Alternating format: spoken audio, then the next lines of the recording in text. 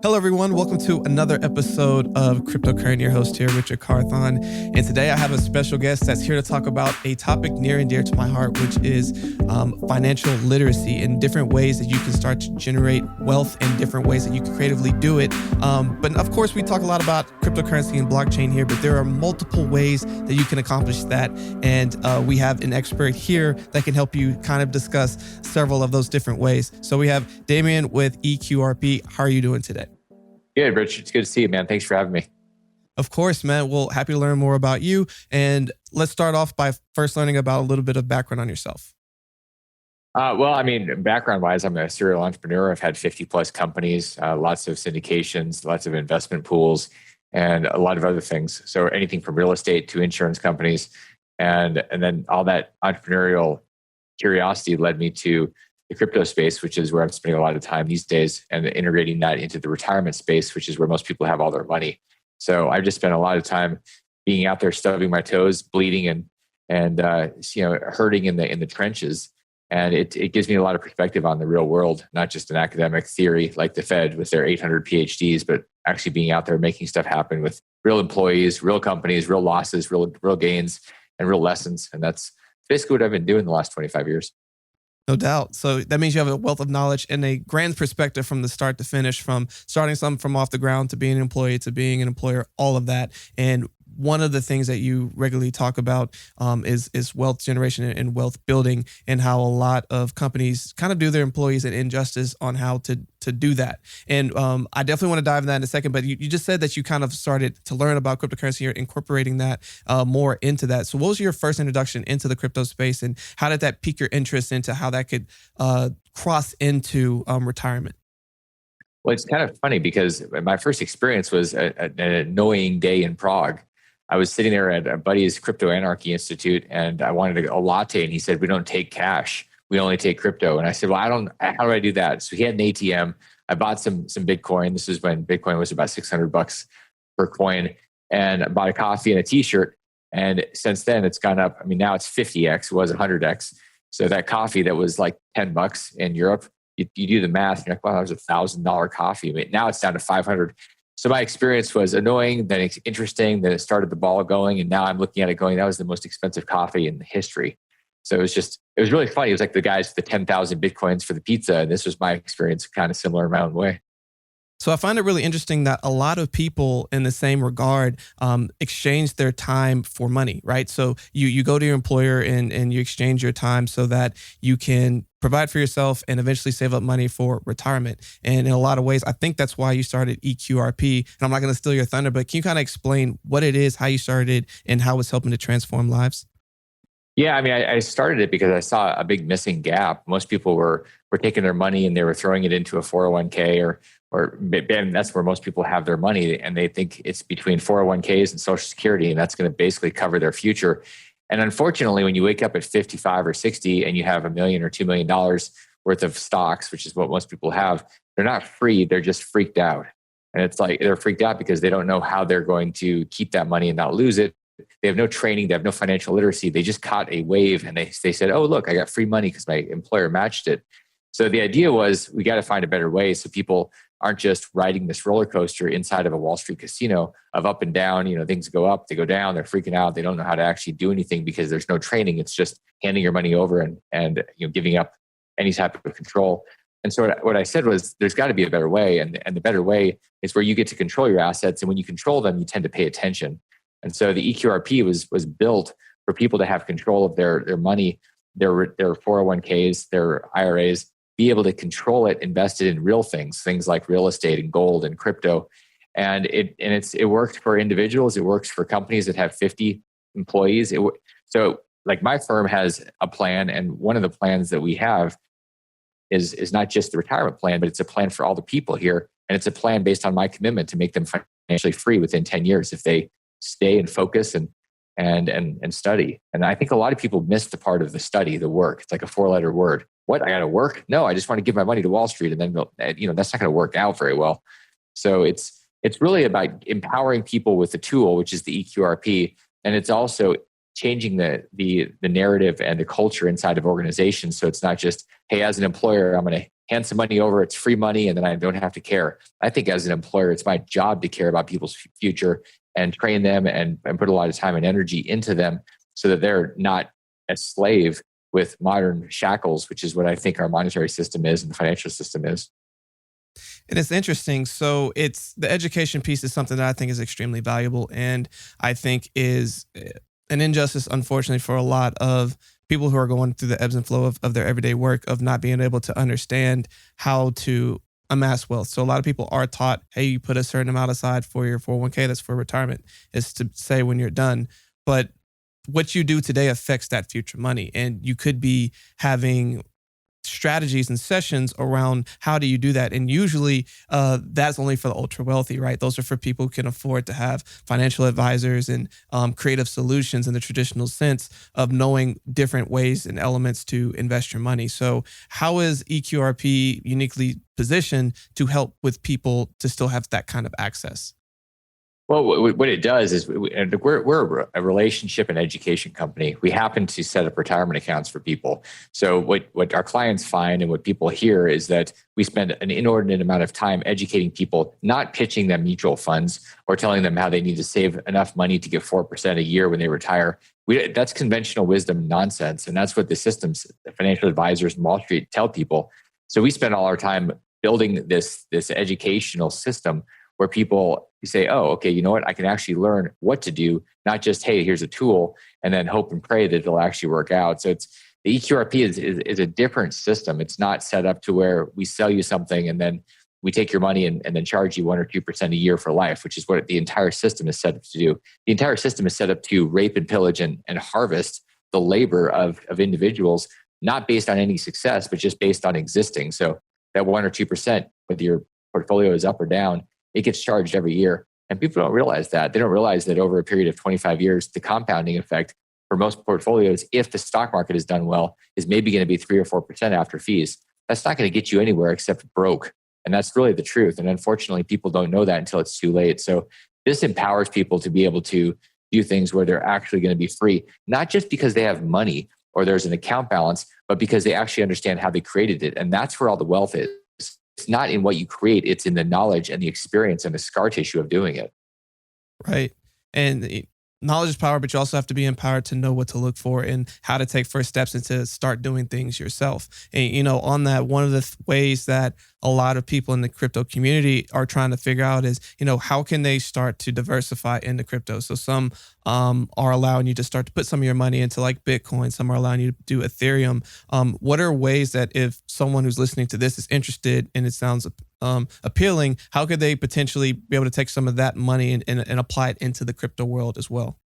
Well, one of the great things about eQRP is it's the only retirement account in America, period. There are no other ones that allow you to take possession of crypto and any type of crypto you want, whether it's Binance or Chainlink or Bitcoin or Ethereum, and you actually get to hold the coin. It's not stuck in somebody else's, as a custodian, it's not sitting in at Fidelity or PayPal. For one, the whole point of crypto is actual holding it. It's not just putting it somewhere, because then you have a counterparty risk. It's like having your, if you don't hold it, you don't really own it. And with crypto, that's really, really important. So if you actually want to have your assets in your control, there's only one choice. It's the eQRP, where you can because you're the trustee, you're the one in charge. You write the checks and you get to hold the wallet. It's not like you have to log in and then maybe your Bitcoin or your Chainlink or whatever you're buying is going to be yours.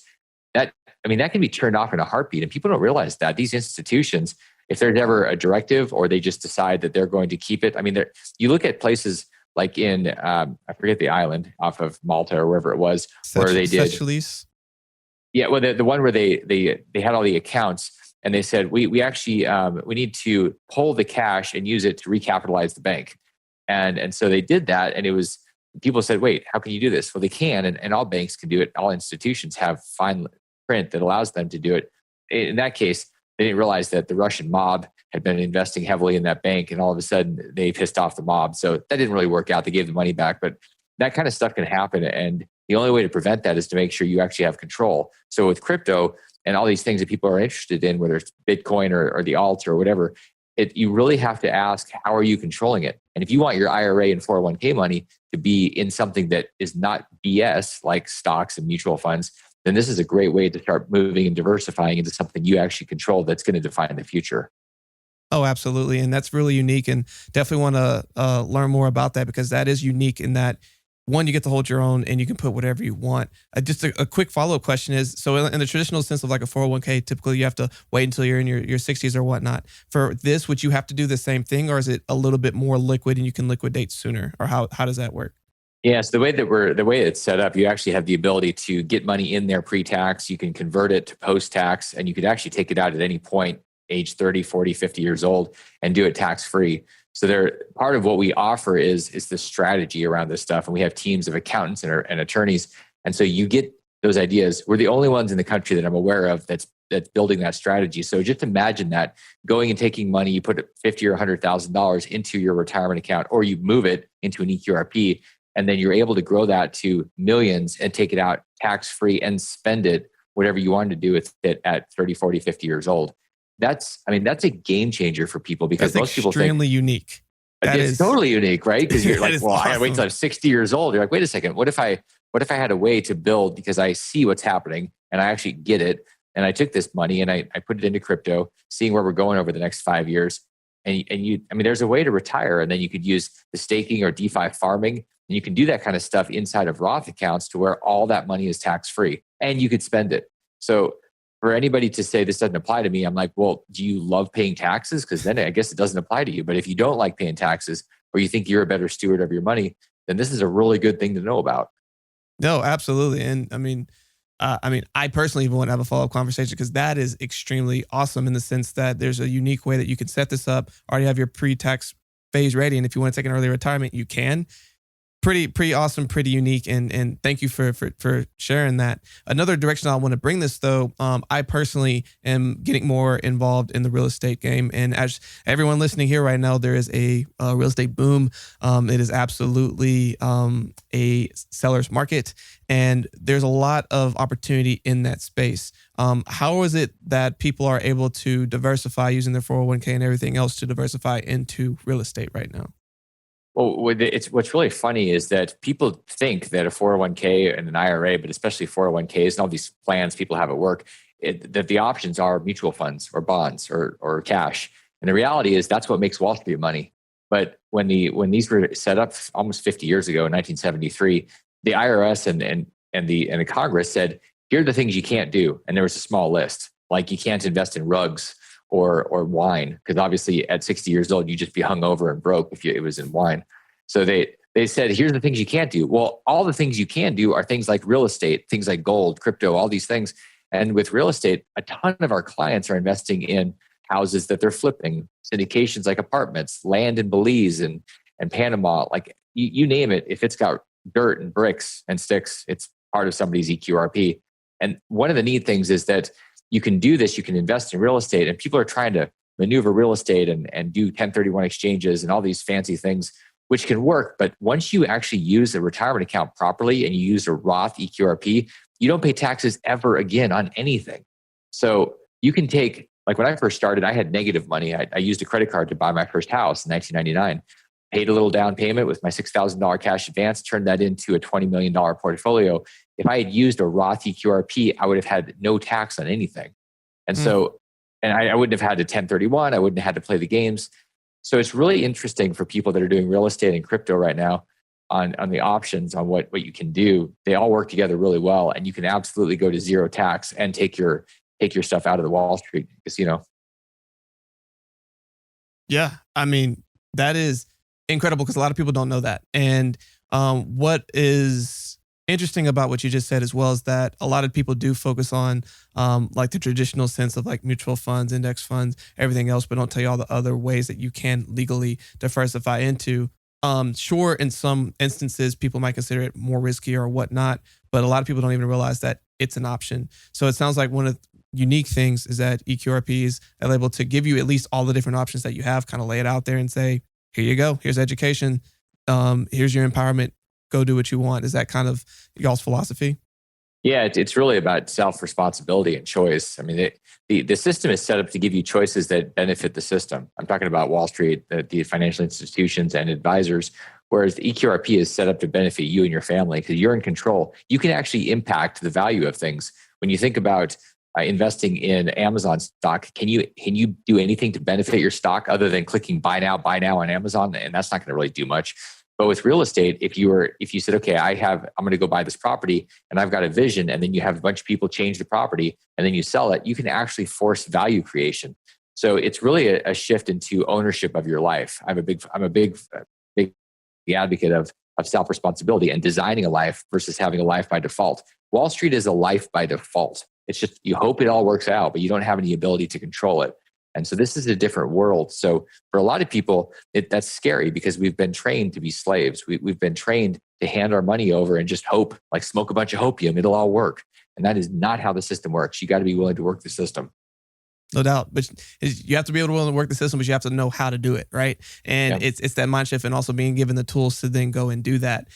So let's say someone's listening to this right now. They're really excited about this. They want to learn more and they want to potentially start doing next steps. Like, what does that look like?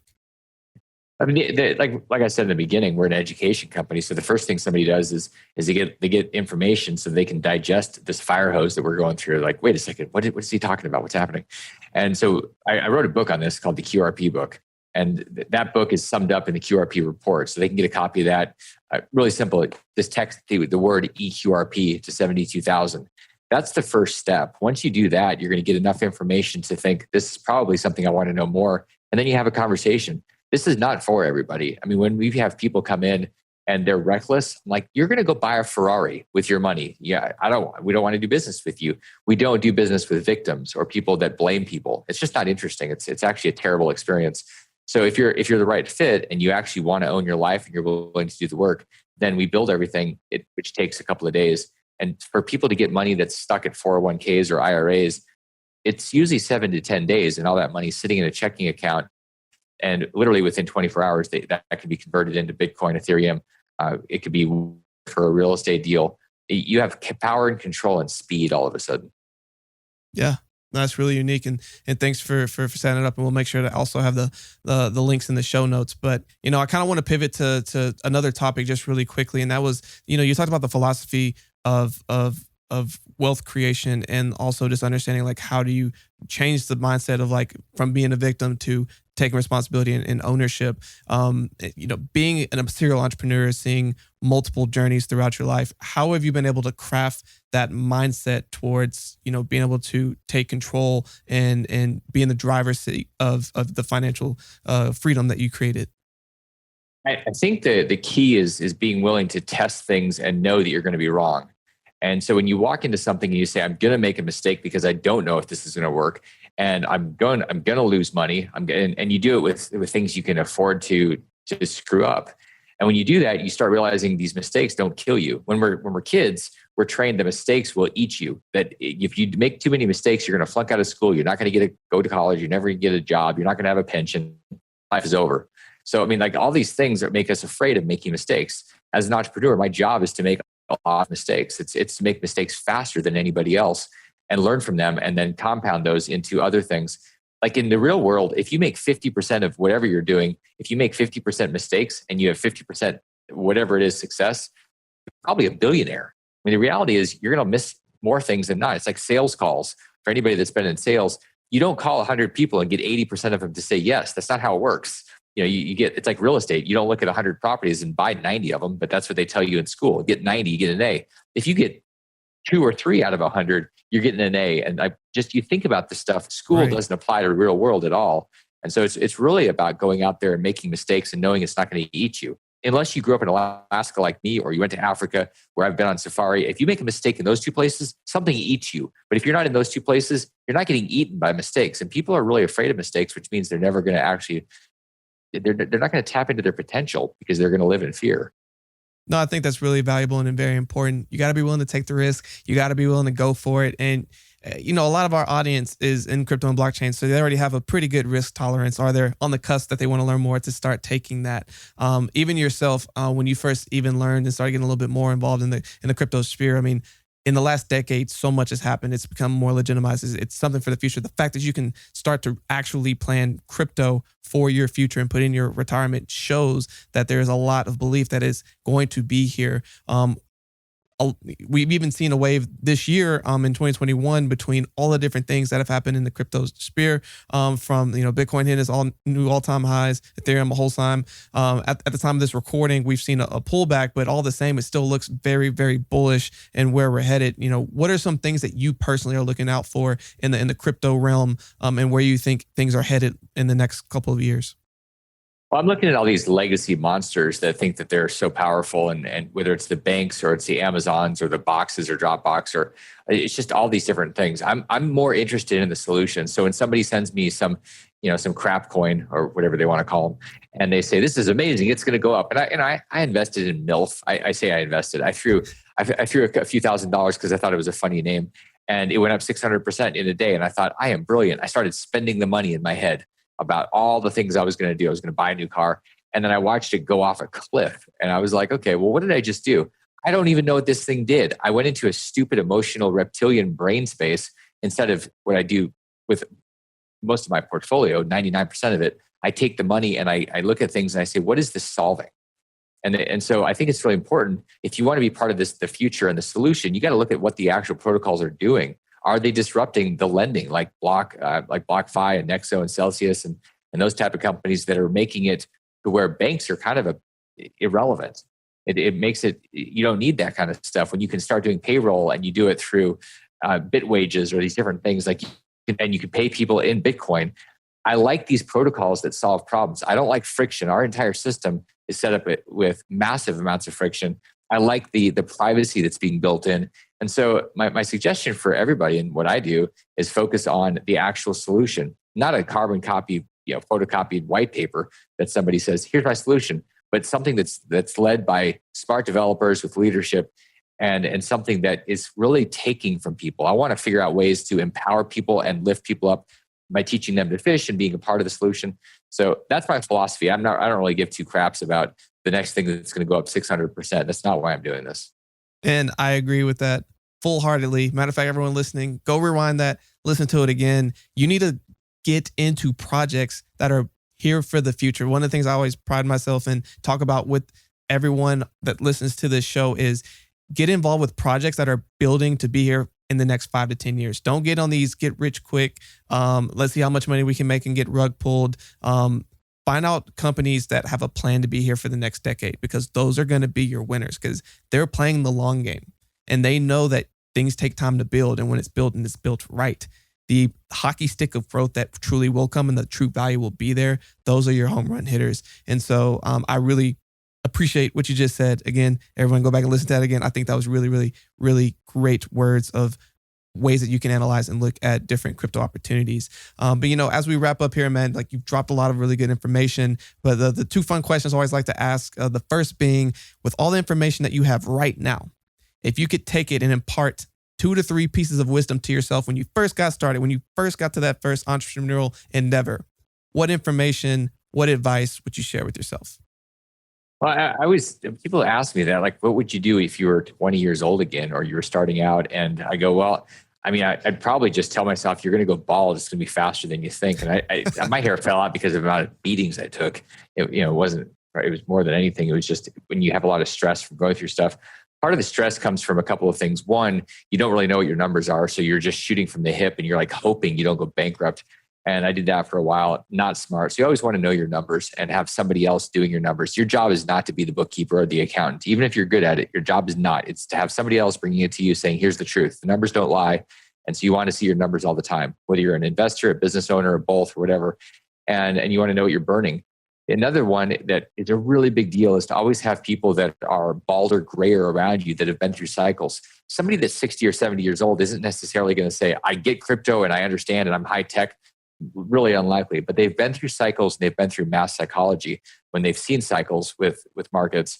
And that is really, really relevant. Whenever, like in 2017, I watched a lot of people go crazy in the retail environment, and they just thought everything was up. It's like the number go up crowd. Hey, Bitcoin's going up. That's all I care about. I'm like, yeah, when you have people that have been through cycles and they understand transformational technologies, then they really understand where things are going and they can keep you, whether it's with crypto or real estate, it keeps you down to earth instead of just being out, because you're going to get whacked by an airplane coming by you if you're out in the clouds. Like you got to keep looking around.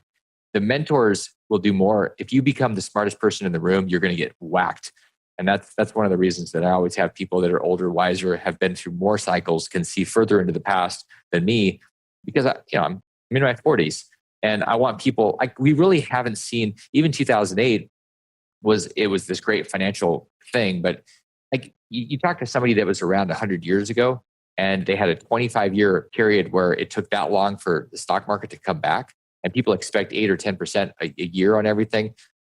I just want perspective. So I surround myself with people that not only are older and wiser and balder, but also will challenge my assumptions so that I can say, wait, maybe I'm wrong. Because guess what? I'm wrong more than I'm right. I may never be in doubt, but I am definitely going to be wrong. So I'm gonna figure it out quicker if I have people around me that are willing to say, look, you're being an idiot or you're missing this thing. And so we all need that. I would tell myself, don't stop. Never be the smartest guy. Always have the smarter people around you, and pay them handsomely, because you'll pay attention to what you pay for. People say, oh, I've got my friend, I've got my cousin, I got my neighbor, my wife or husband. And I say, yeah, they're not going to tell you the truth and hurt you because they want to keep the relationship. You got to pay somebody. You'll pay attention to what they say, and you'll tend to take action faster than if it's somebody that you're sleeping with. Yeah. I mean, those are some really good dimes, man. Wise words. I appreciate that. I personally am going to go back and listen to those. And I agree that you can't be the smartest person in the ring. You have to also be humble. You have to be willing to take feedback and ask for it and be ready to receive it. I feel, unfortunately, a lot of people are asking questions, but don't necessarily want to hear the truth. And when they hear it, they want to tell you why you're wrong. And the more that, and there's nothing wrong with if you have a conviction that what someone gave you to challenge it, but to just always not even see that what they're saying could be right and to challenge your own assumption is a huge crux that a lot of people face. So I really appreciate the humility and the willingness to always want to have that feedback, not be the smartest person in the room, surround yourself with really smart people who have the wisdom, and keep that going. So thanks for that. And, man, as we wrap up here, I always like to ask, what is a final thought that you want to leave with all of our listeners here today? I think that there's something that's being lost with all of the things that are going on in society, with everybody becoming a victim and identity politics and all this kind of stuff. And the reality is there's always room for spectacular. So if you're going to be part of a solution, you're going to be part of something spectacular if you're willing to hold the vision and stick with something. I see a lot of people bouncing around. I saw my dad do that. He bounced around for 73 years, and it was really never going deep into anything. What's amazing is that you go deep into something for 3 to 5 years, and you spend 1,000 or 2,000 hours a year. You really get into it. You become one of the best in the world within half a decade, because most people don't spend half a week on anything. They bounce to the next thing. So I think it's incredibly funny to watch people going, I can't get any traction. Nothing's happening for me. And I'm like, yeah, but you've had 47 careers in the last 2 years. And it's like, I mean, obviously I'm exaggerating, but the reality is Facebook and all these other things keep us chasing shiny nuts like a bunch of drunk squirrels. And that doesn't help anybody. It's definitely going to keep you exhausted and frazzled. You're never going to get any depth, and you're never going to get momentum. So if you want traction, momentum, you got to be willing to stick. Doesn't mean you stick with the first thing, but pick quickly and then run with it. You can always change later, but it's amazing if you just stick with something and have a mission involved, where your life will go. Man, that is an exceptional final thought. I was having this conversation with someone else the other day with the amount of everyone just watching their friend and always thinking like, you're looking at people's highlight films all day. So you're like, oh, I need to try that highlight film. Oh, I need to try this highlight film. Oh, I need to go get this one because their life is clearly better than mine. And people don't just lock in and say like, I'm going to dominate this thing for the next 3 to 5 years, maybe even 10. And like, if it turns out like, oh, this wasn't the right direction, at least I figured that out because I gave it time. A lot of people have I need to try this next thing. And you become okay at a ton of things, but you don't become great at anything. And I really, really resonate with that statement. So I appreciate you saying that. I tell you what, Damion, you've dropped a lot of nuggets in here. Everyone, I challenge you to listen to this a couple of times just because there was so much to take out of it. I appreciate your time and what you spent with us today. But for people who want to learn more about you and learn more about eQRP, what are ways that they can connect with you and learn about that? Best thing to do if you want to learn about the eQRP is to text eQRP to 72,000. So it's a text message. The number is 72,000. Text the word eQRP, and that'll give you that report, 15-page report, to really understand how you can go into the crypto space, how you can do it tax-free forever, plus 10. So the rest of your life, plus another 10 beyond your life. From the grave, you're still not paying taxes, and neither is your family. So this is, if that's appealing, and if it's not, I don't know why you're listening to this, but the reality is, you and your family are going to do better at your money than the government that's going to waste it, squander it, with corruption and everything. And if you want to reach out to me, find me on LinkedIn. But don't bot me. Like, I hate that. Like when people just send out the same message, then it's like, hey, let me pitch you on something. Like send a real message out, and I'm here, and I love those conversations. It's a good tip for everybody wanting to connect with random people. Be real, because the world needs real people. Absolutely. Well, thank you for that final thought. Thank you for all the information you dropped with us today. And of course, for everyone listening, stay cryptocurrent.